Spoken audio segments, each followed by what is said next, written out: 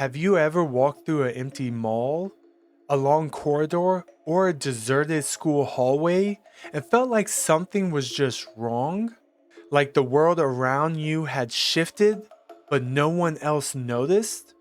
That eerie, uncomfortable feeling has a name, and it's called a liminal space. Today, we're diving into why liminal spaces feel so unsettling, the psychology, the history, the strange ways our minds react when a place looks familiar but somehow is off. The term liminal comes from the Latin word limen, meaning threshold. Liminal space exists between what we know and what we expect. It's the in between. Think of stairwells, waiting rooms, abandoned malls, or even hotel hallways at 2 a.m. They are functional, ordinary places, but they're very empty and they'll trigger something deep in our subconscious that we're unaware of. It's not just about being alone, it's about expectation. Your mind expects movement, life, and activity. When that's missing, the brain notices the gaps and flags it as something is wrong. The psychology behind this feeling is somewhat limited. Researchers suggest that liminal spaces trigger our brain's prediction model.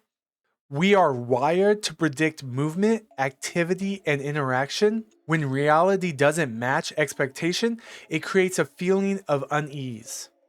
Some psychologists call this the uncanny valley of spaces.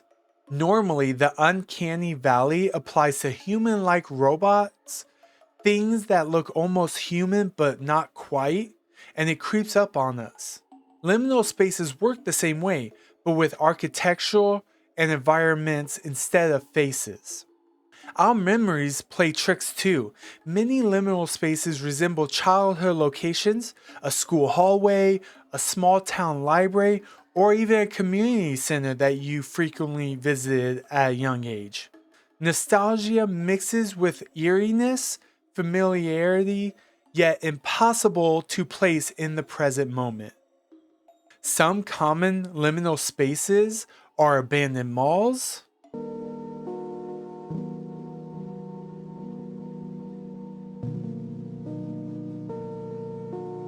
empty parking lots at night,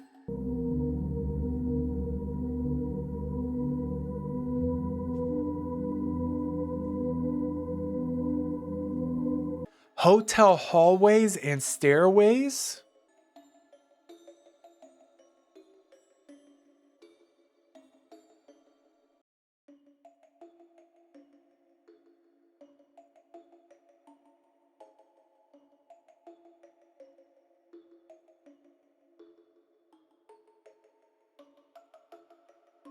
even airport terminals in the middle of the night.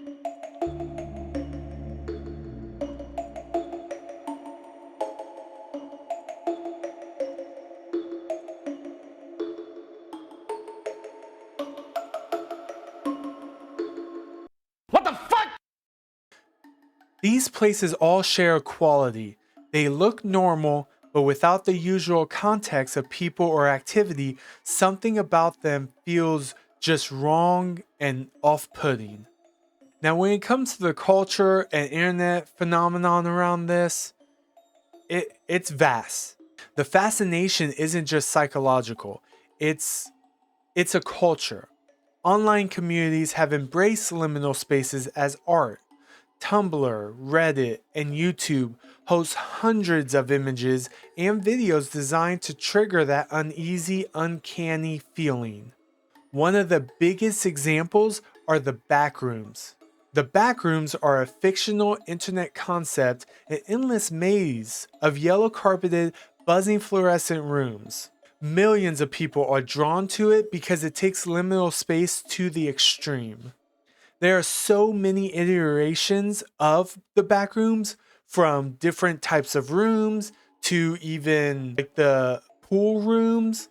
There are so many different iterations of it that it is endless. Some psychologists think this online fascination reflects a collective curiosity about in between worlds, places that exist but feel almost unreal, just like the back rooms. Now let's get down to why it feels wrong to see these things. When our expectations don't match reality, there's a part of our brain, which I'm gonna butcher, the amygdala, a piece of your brain which is responsible for fear and threat detection, activates. Your body reacts even if there's no real danger. Heart rate increases, skin tingles, your mind feels very alert. This explains why liminal spaces often give us goosebumps, unease, or even a sudden urge to leave. It's a natural survival mechanism. Our brains flag the unknown or unexpected as something to watch carefully. Liminal spaces are everywhere in malls, airports, schools, hotels, even in our dreams, and the list goes on and on. They are normal places, made strange simply by absence and expectation. So next time you walk through a deserted hallway or an empty parking lot, pay attention. That eerie feeling isn't just your imagination. It's your brain warning you and maybe reminding you of something deeper about the spaces we occupy. If you want to explore more strange phenomena, unexplained stories, and the unsettling places most people never notice, subscribe to Uncanny Ledger and let us know in the comments which liminal spaces have creeped you out the most.